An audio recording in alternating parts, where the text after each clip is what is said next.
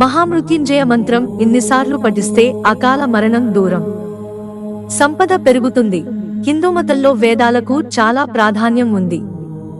ఈ మతపరమైన గ్రంథాల్లోని మంత్రాలను హిందువులు జపిస్తుంటారు.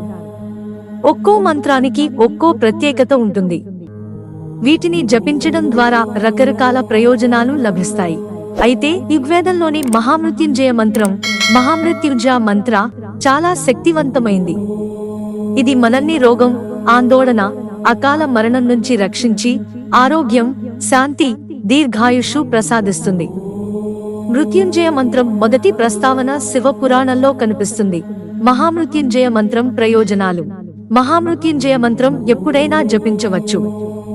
కానీ మత గ్రంథాల ప్రకారం సూర్యోదయ సమయంలో మంత్రాన్ని పఠించడం చాలా శుభప్రదం.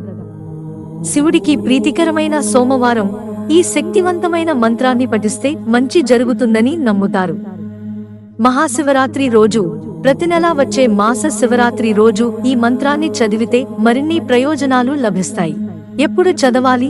కొన్ని ప్రత్యేక సమయాల్లో, పరిస్థితుల్లో మహామృత్యుంజయ మంత్రం జపించడం వల్ల వెంటనే ప్రయోజనాలు కలుగుతాయి.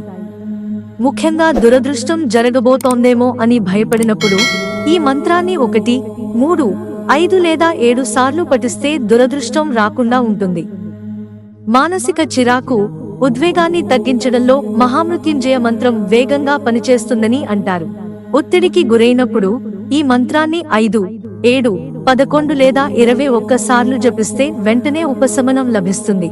మరణం, అనారోగ్యం నుంచి రక్షణ. ప్రమాద సమయంలో మహామృత్యుంజయ మంత్రం చదవాలి. ప్రమాదం జరిగిన సమయంలో మహామృత్యుంజయ మంత్రం కంటిన్యూగా చదివితే మరణం సంభవించదు.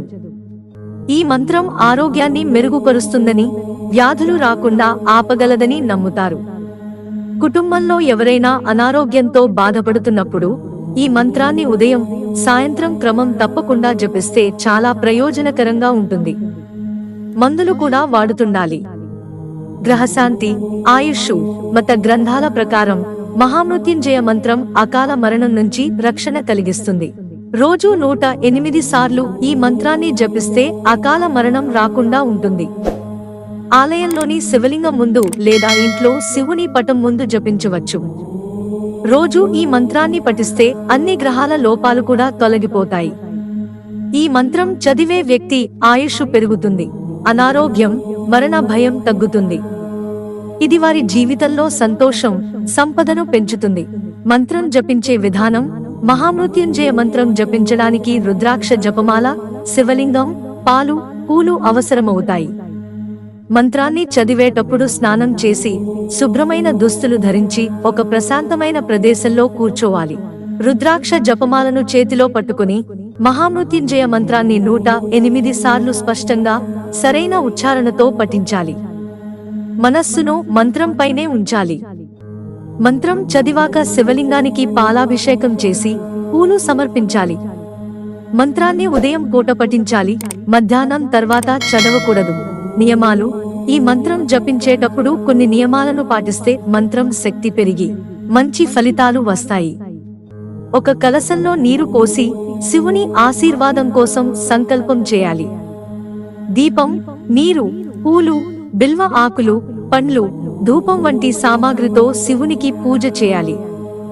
మంత్రాన్ని జపించిన తర్వాత హవనం చేయడం మంచిది. ప్రతిసారి మంత్రం చదివాక హవనం చేయాల్సిన పనిలేదు. మాంసాహారం తినకూడదు. మిత్రులారా, ఛానల్ సబ్స్క్రైబ్ చేసుకోవడం మర్చిపోకండి. ధన్యవాదాలు.